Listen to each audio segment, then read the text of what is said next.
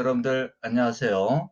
자, 이번 시간에는 저번 시간에 이어서 2020년 2차 대비 OX 진도별 문제 9회차 우리 한번 풀어보도록 하겠습니다. 저는 해커스에서 경찰학 개론을 강의하고 있는 황준혁 쌤입니다.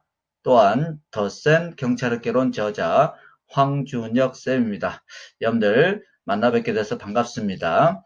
자, 진도별 문제풀이와 관련돼서 의문점이나 질문 같은 것은 네이버 카페, 제 카페죠. 황준혁 경찰학 개론 이렇게 치시면 네이버 카페가 나와요. 카페를 통해서 여러분들이 질문을 해주시면 제가 성심성의껏 답변을 다루도록 하겠습니다. 바로 이제 문제로 들어가 볼까요? 자, 1번 문제입니다. 공공기관의 정보 공개하는 법률상 공공기관은 정보 공개의 청구가 있을 때에는 청구를 받은 날로부터 10일 이내에 공개 여부를 결정해야 되고, 이 기간 내 공개 여부를 결정할 수 없을 때는 10일이 만료된 날부터가 아니고 만료된 날 다음부터, 만료된 다음 날부터 10일 이내 연장이 가능하다 이렇게 나오죠. 그래서 틀렸습니다. 다음 날부터입니다. 만료된 날이 아니고 만료된 날로부터가 아니고 만료된 다음 날부터 10일 이내 연장이 가능합니다. 그렇지만 동법상 공공기관은 정보공개 청구가 있을 때는 청구를 받은 날로부터 10일 이내 공개 여부를 결정해야 한다. 이렇게 나와야 되죠. 연장하는 것까지 우리 계산해서 20일 이내에 공개 여부를 결정해야 된다. 그럼 틀린 거예요.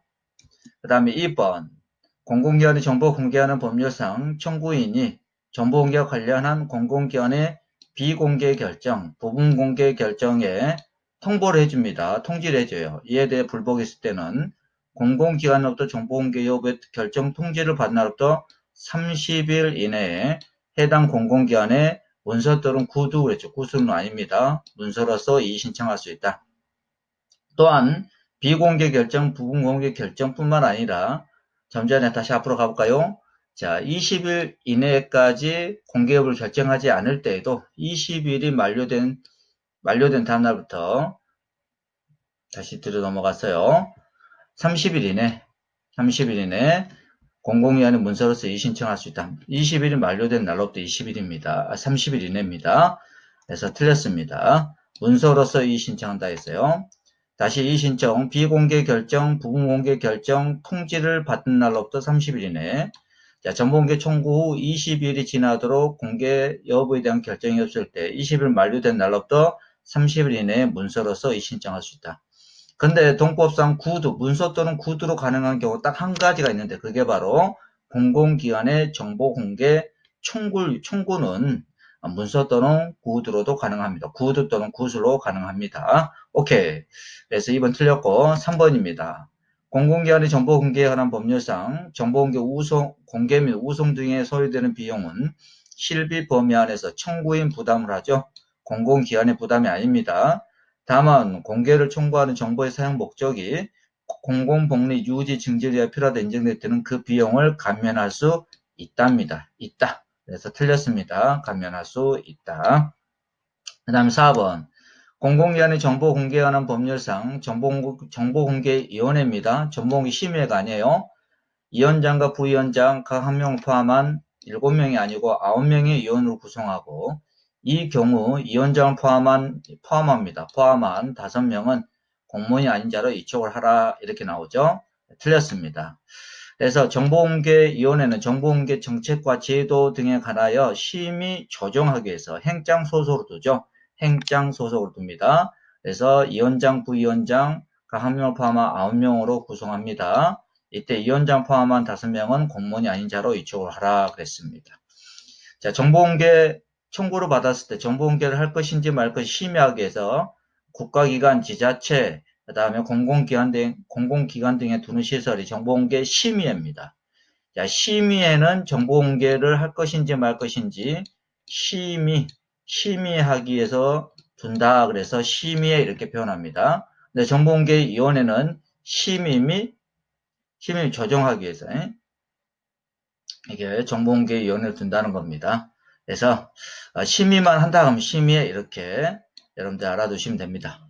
5번 언론중재 및 피해 구제 등에 관한 법률상 사실적 주장에 관한 언론의 보도가 진실하지 아니함으로써 즉 거짓 보도로 인하여 피해를 입은 자는 당해 언론보도가 있으면 안날도 3개월, 그 다음에 있으면 6개월 이내에 정정보도를 청구할 수 있습니다. 이때 정정보도는 언론사 등을 상대로도 할 수 있고요.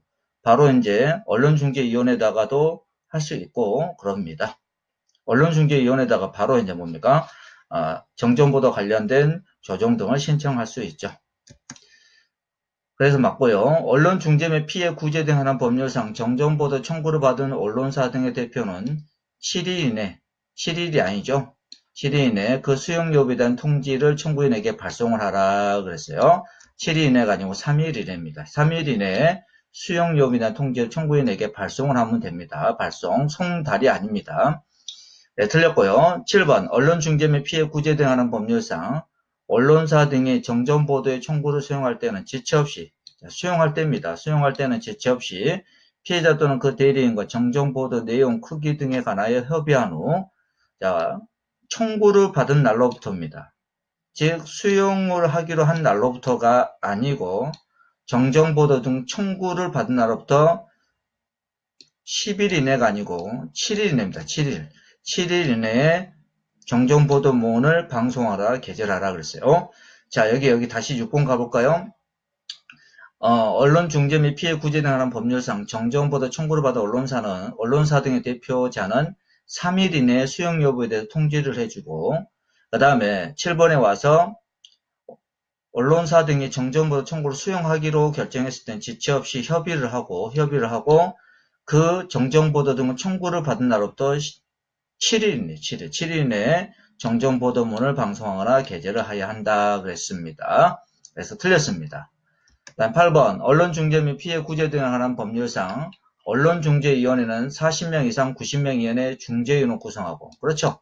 40명 이상 90명 이내입니다. 중재위원을 구성하고 위원장 1명, 2명 이내 부위원장, 2명 이내 감사를 두고 각각 언론중재위원회 위원 중 호선 돌아가면서 한다 그랬어요. 그래서 이 위원을 암기할 때는 자, 두 문자로 언론이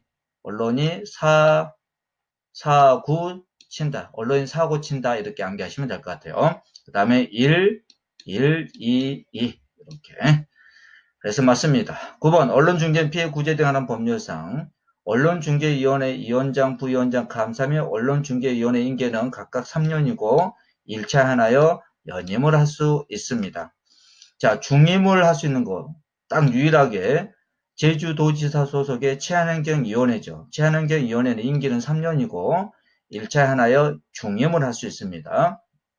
그래서 임기가 3년짜리가 5가지가 있는데 우리가 이제 두 문자로 국가인권위원회 국가, 그 다음 치안행정위원회 치안, 그 다음에 경찰위원회 경찰, 그래서 국가치안경찰, 그 다음에 언론중재위원회 언론, 소총심사위원회 소총, 그래서 국가치안경찰, 언론, 소총, 즉 국가치안경찰이 언론에다가 소총을 제기한다. 이렇게 5가지가 임기가 3년이고요. 나머지 모든 경찰하고 관련된 위원들의 임기는 2년입니다. 그래서 연임입니다. 한 차례 연임을 할 수 있다. 그래서 틀렸습니다. 중임이 아니에요. 그 다음 10번 언론중재 피해 구제 등에 관한 법률상 언론중재위원회 회의는 제적위원 가반수 출석과 출석형 가반수 찬성으로 의결합니다. 그래서 틀렸습니다.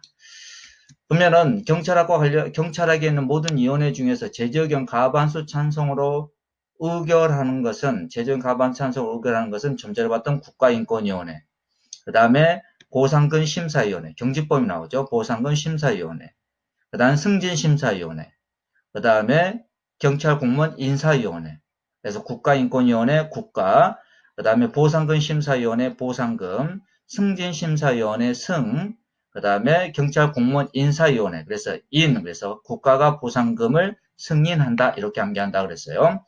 그래서 10번은 틀렸고요. 11번 이제 강론입니다. 재벌이는 형벌을 통하여 범죄를 억제하자. 그 다음에 치료와 경생을 통하여 사회 복귀시키자. 그 다음 환경 개선을 통하여 범죄를 예방하자라는 3가지 범죄 통제 모델을 제시했다. 맞습니다. 12번 프렌들과 파우스트의 3단계 범죄 예방 모델 중 범죄의 기회를 제공하는 물리적 환경을 찾아내서 환경 설계를 하자는 거죠. 범죄 예방이 되도록 환경 설계하자. 이건 1차적 범죄 예방과 관련된 내용입니다.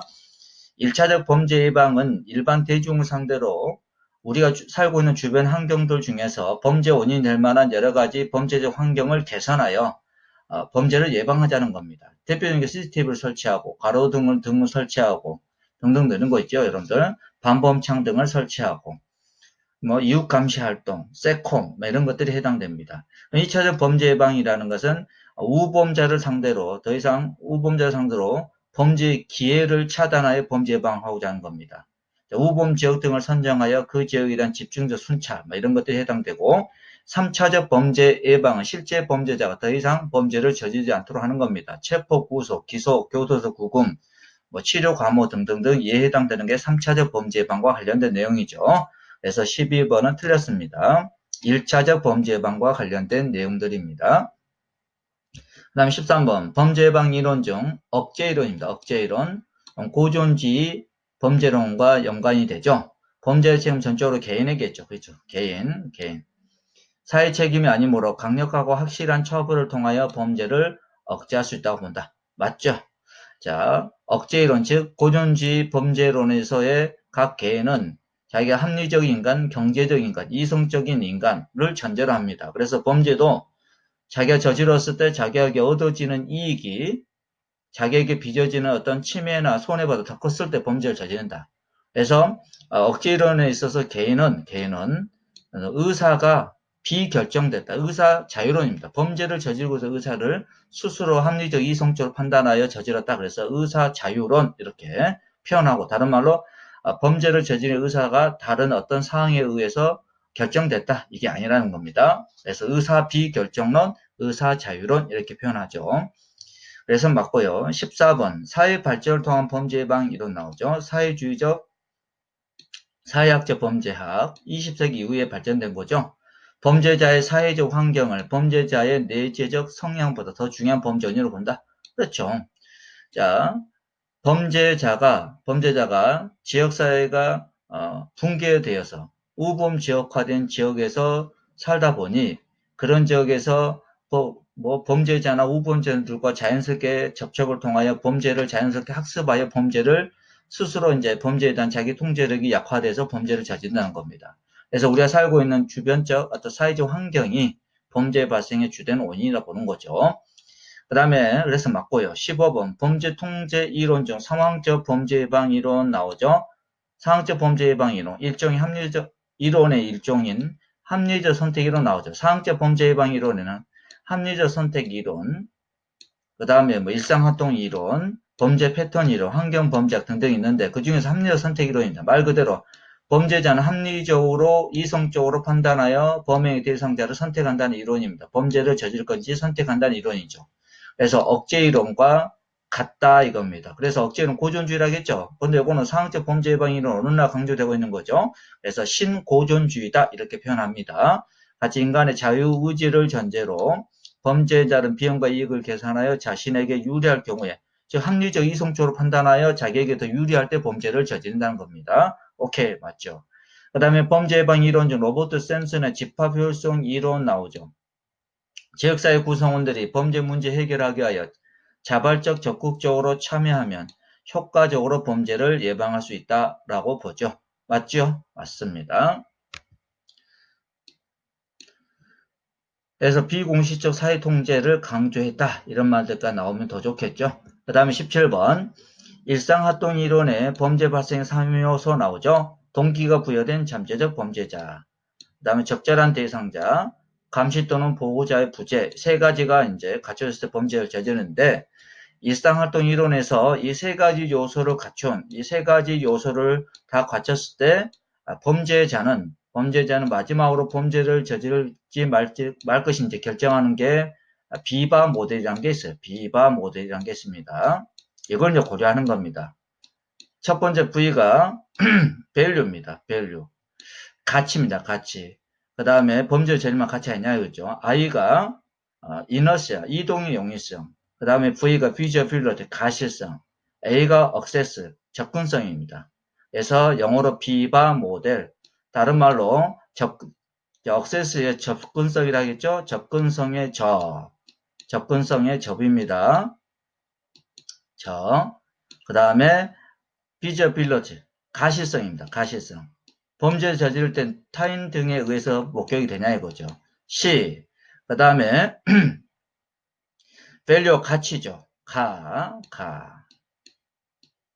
그 다음에 I가 이너시아, 이동의 용이성. 그래서 그래서 우리는 두 문자로 접시, 가용 이렇게 암기한다 그랬어요. 그래서 여러분들이 접시, 가용 어떻게 이해하고 암기하냐면 여러분들이 짜장면집 중화요리집 가서 짜장면도 시키고 짬뽕도 시키고 그 다음에 뭐 등등 만두도 시켰는데 여러분들이 앞접시하고 물하고 뭐 단무지 시켰을 때 그 서빙 하시는 분이 뭐라 합니까? 물하고 그 다음에 뭐 컵하고 단무지는 셀프인데 앞접시, 자 접시는 가용하고 우리가 암기한다 했어요. 접시는 가용, 물하고 컵하고 단무지는 셀프예요. 이렇게 암기한다 했어요. 오케이. 그래 17번은 맞습니다. 18번 현대적 범죄 예방 이론 방호 공간 이론 나오죠. 오스카 뉴먼에 의해 정의된 개념으로 주거에 대한 영역성의 강화를 통해 주민들이 살고 있는 지역이나 장소를 자신들의 영역이라고 생각하고 감시를 게을르지 않으면 어떤 지역이든지 범죄도 안전할 수 있다고 주장했다. 자, 맞는 말입니다. 19번 환경설계를 통한 범죄 예방 CPTED에 대한 원리 중 5가지 원리가 있어요. 자연적 접근의 통제는 사적 공간의 경계를 표시하여 주민들 책임의식과 소유의식을 강화시킴으로써 외부 침입에 대한 불법 사실을 인식시켜 범죄 기회를 차단하고자 하는 원리다. 이거는 쭉 나오죠. 영역성의 강화와 관련됩니다. 그래서 공적 공간과 사적 공간에 대한 경계를 설정하여 사적 공간에 대한 주민들 책임의식, 소유의식을 강화시킴으로써 이 사적 공간에 대한 외부 침입에 대한 불법 사실 인식의 범죄 기회를 차단하는 원리를 말한다. 영역성의 강화죠. 영역성의 강화. 그래서 호랑이, 사자들이 자기 영역을 표시해놓고 그 지역에 오줌으로 표시하죠. 그리고 그 지역에 동종의 사자나 호랑이가 누군가 침입했을 때 뭐다? 이거는 범죄의 자식아. 그러면 서로 목숨을 걸고 싸워서 못 들어오게 차단하고자 하는 원리를 우리는 뭐라 한다? 영역성의 강화. 이렇게 이해하시면 될 것 같습니다. 그래서 X입니다. 20번 환경설계를 통한 범죄 예방, 세프티드에 대한 원리적 활동의 활성화, 활용성의 증대, 뭐 이렇게 표현하죠. 지역사회 설계 시 주민들이 모여서 상호 의견을 교환하고 유대감을 증대할 수 있는 공공장소. 공공장소란 게 여러분 놀이터, 그 다음에 뭐 체육시설, 뭐 이런 것들, 벤치, 정자, 뭐 이런 것들 있죠. 설치하고 이용하도록 함으로써 eye on the street, 거리의 눈으로 활용한 자연적 감시와 자연적 접근 통제 기능을 확대하는 원리를 말한다. 맞죠? 그 다음 21번 지역사회 경찰활동에서는 지역사회 경찰활동입니다.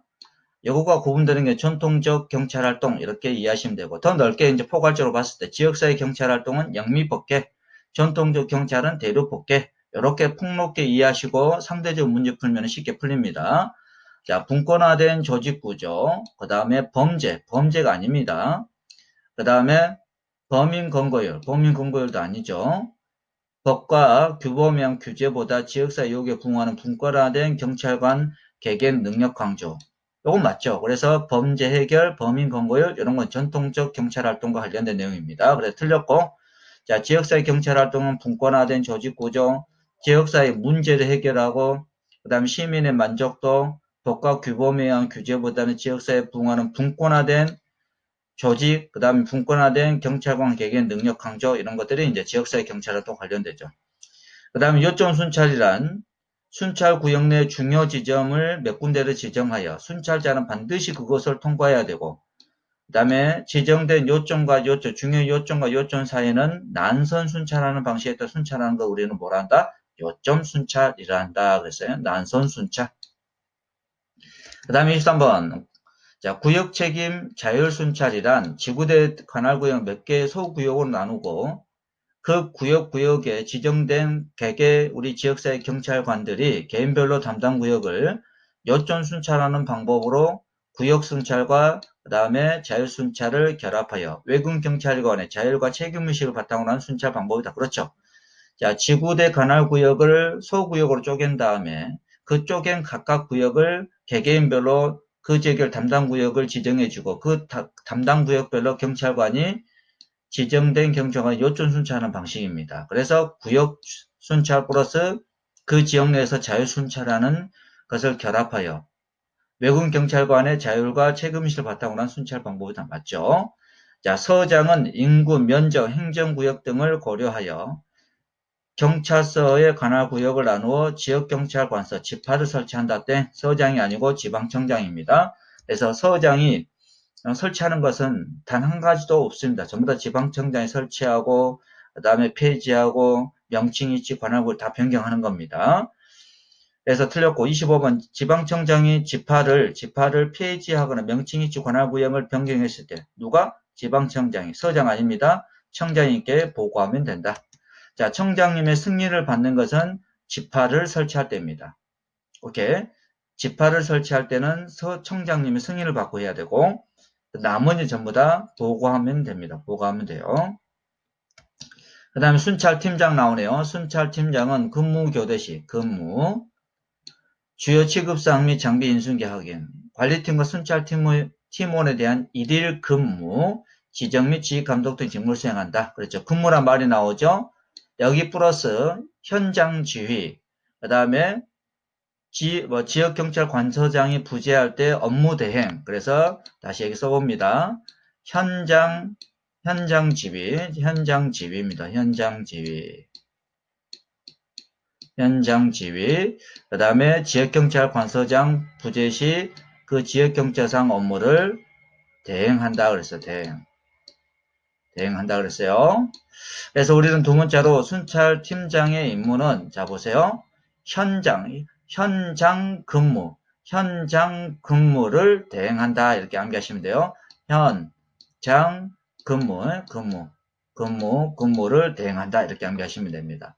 그러면은 지파장인 지역경찰관서장의 임무는 홍시제대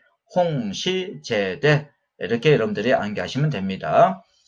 그래서 맞고요. 27번 치안센터 종류 중 검문수용 치안센터 그랬죠. 그러면 검문수용 나오면 적의 침투 예상로 이렇게 나와요. 적이 나와야 돼요. 적. 요즘 북한 김정은이 동생 김여정이가 막 난리치고 있죠. 개성공단 내 연락사무를 폭파시키고 뭐 휴전선 NL 부근에 다시 뭐 군대를 진출시키고 난리 브루스를 치고 있는데요. 하여튼간 적입니다. 적의 침투 예상로 그러면 검문수용이에요. 치안센터는 지리적, 여건, 치안 수요 등을 고려하여 필요한 경우 직주일체형 운영할 수 있다. 직주일체형은 검문성이 아니고 출장소형 치안센터를 직주일체형으로 운영할 수 있습니다. 그 다음에 18번 경계근무는 반드시 2인 이상 합동으로 지정해야 되죠. 물론 우리 차량 순찰, 그 다음에 야간 순찰 이런 거 전부 다 2인 이상 해야 돼요. 그 다음에 경계 근무하고 순찰 근무 차이점이 뭐냐면 가장 어려운 게 이 선박. 이 선박이 들어가면은 경계 근무입니다.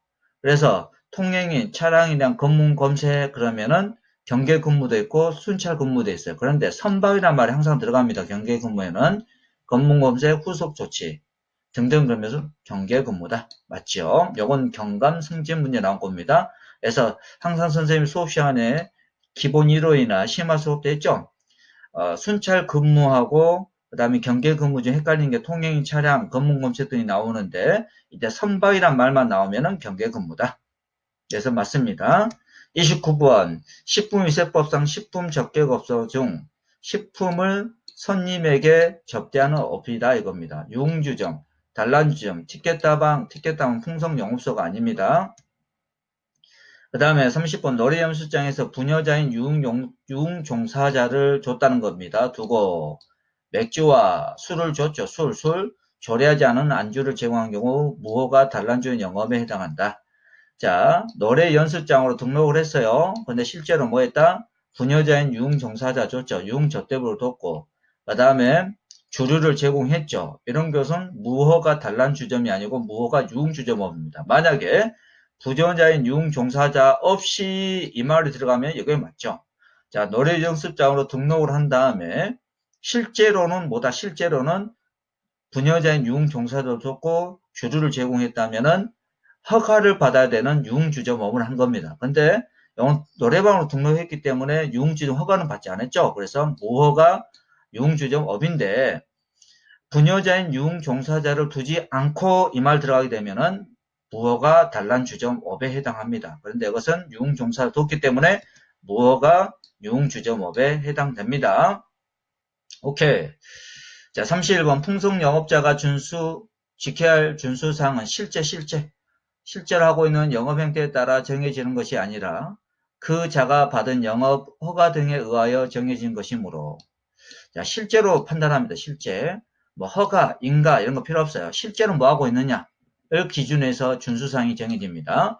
자, 유흥주점 영업 허가를 받고 실제로는 노래연수 영업을 하였다 하더라도 유흥주점 영업에 따른 영업자 준수사항을 지켜야 할 의무가 있다 그랬죠.